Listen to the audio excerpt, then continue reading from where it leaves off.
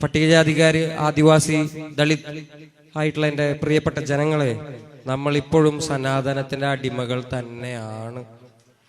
അപ്പോ അത് മനസ്സിലാക്കുമ്പോൾ മഹാവീരൻ അയ്യങ്കാളിയെയും ബാബാ സാഹിബ് അംബേദ്കറിനെയും ഇവിടെയുള്ള പൊതുസമൂഹം ആഘോഷിക്കുന്ന ഒരു കാലം വരും. ആ കാലത്തിനായി നമുക്ക് കാത്തിരിക്കാം. നന്ദി. വേടനാണല്ലോ ഇന്നത്തെ കുട്ടികളുടെ ഹീറോ. വേടന്റെ കഴിവുകളെ കുറിച്ച് കാണുന്നതേയില്ല, അത് പ്രോത്സാഹിക്കപ്പെടേണ്ടതാണ്. പക്ഷേ ഈ വേടന്റെ പോക്ക് കാണുമ്പോൾ അത് റോങ് സൈഡിലേക്കാണോ എന്ന് സംശയം ശക്തമാവും. വേടൻ അറിയാൻ കേരളത്തിലെ സുജിത്ത് എന്ന ഒരു അഭ്യസ്ത വിദ്യൻ യുവാവ് ഫേസ്ബുക്കിൽ കുറിച്ചതാണ് ഇവിടെ പങ്കുവയ്ക്കുന്നത്. എങ്കിലും ആ വാക്കുകളുടെ ഉത്തരവാദിത്വം ഞാനും ഏറ്റെടുക്കുന്നു. അതിങ്ങനെയാണ്. ആ യുവാവ് അഭിമാനത്തോട് തന്നെ പറയുന്നു: ദളിതനാണ്, എഞ്ചിനീയറാണ്, സർക്കാർ ഉദ്യോഗസ്ഥനാണ്, മോഡലിങ്ങിലൊരു കൈ നോക്കിയിട്ടുണ്ട്, പ്രണയിച്ച് കെട്ടിയതൊരു നായർ പെൺകുട്ടിയെ, അതും ഇരു വീട്ടുകാരുടെയും സമ്മതത്തോടെ. ജാതിയിൽ കുറഞ്ഞവനാണെന്ന കോംപ്ലക്സ് തന്നെ പോലെ തന്നെ ഉണ്ടായിരുന്നവനാണ് ഞാനും.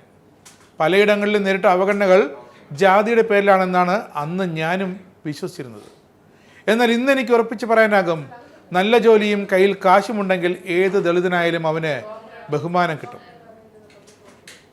ഇതൊന്നുമില്ലെങ്കിൽ അവൻ ഇനി ബ്രാഹ്മണനാണെന്ന് പറഞ്ഞിട്ട് പോലും ഒരു പട്ടിയുടെ വില പോലും ഉണ്ടാകില്ല.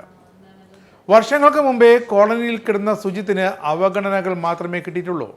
എന്നാൽ ഇന്ന് ഫ്ലാറ്റിൽ കഴിയുന്ന സുജിത്തിന് എവിടെയും കയറി ചെല്ലാം. ജാതിയുടെ പേരിൽ എവിടെയും ക്ഷണിക്കപ്പെടാതിരിക്കുകയോ അവഗണിക്കപ്പെടുകയോ ചെയ്തിട്ടില്ല. ജാതിയുടെ പേരിൽ ഒരു വാതിലും കൊട്ടിയടച്ചിട്ടില്ല. റിസർവേഷൻ കോളത്തിലല്ലാതെ എവിടെയും ആരും എന്നോട് ജാതി ചോദിച്ചിട്ടുമില്ല.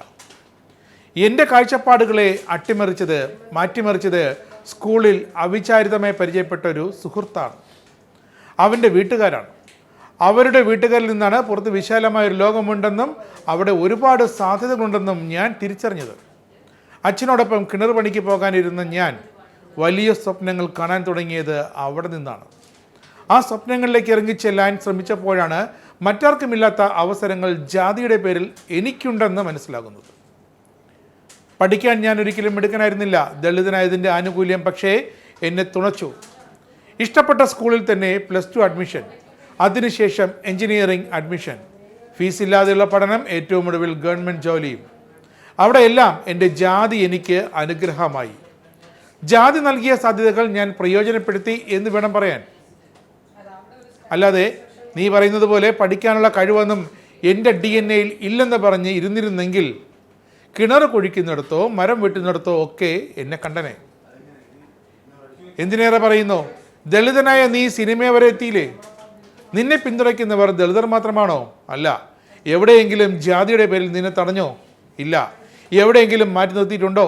ഇല്ല. പണ്ട് നിന്നെ മാറ്റി നിർത്തിയിട്ടുണ്ടാകാം. അത് ജാതിയുടെ പേരിലല്ല, നിന്റെ സ്റ്റാറ്റസിൻ്റെ പേരിലാണ്. വിദ്യാഭ്യാസത്തിലും കഴിവിലുമൊക്കെയാണിന്ന് വിലയുണ്ടാകുക. നിന്റെ പാട്ട് കേട്ട് ഇഷ്ടപ്പെട്ട് വരുന്ന പിള്ളേരാണ് നിന്റെ ആരാധകർ.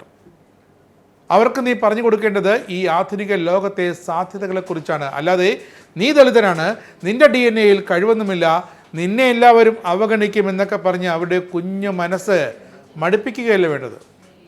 രാഷ്ട്രീയമൊക്കെ ആകാം, പക്ഷേ അത് നിന്നെ വിശ്വസിക്കുന്നവരെ വഞ്ചിച്ചു കൊണ്ടാകരുത്.